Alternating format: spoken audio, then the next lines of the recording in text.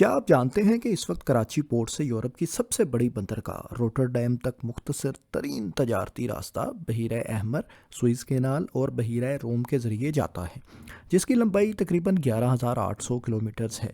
لیکن اگر ہم آپ کو بتائیں کہ اس سے بھی زیادہ مختصر تجارتی راستے کی تعمیر کا آغاز ہو چکا ہے تو آپ کو کیسا لگے گا؟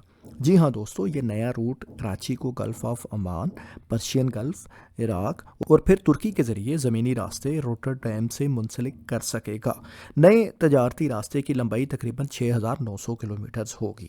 مجوزہ روٹ میں عراق کی زیر تعمیر گرینڈ فا پورٹ کو 1,200 کلومیٹر طویل پیرالل ریلوے اور روڈ نیٹ ورک کے ذریعے ترکی سے ملا دیا جائے گا، اور اس کے بعد پہلے سے موجود روٹس کا استعمال کرتے ہوئے ایشیا کو یورپ سے منسلک کیا جا سکے گا۔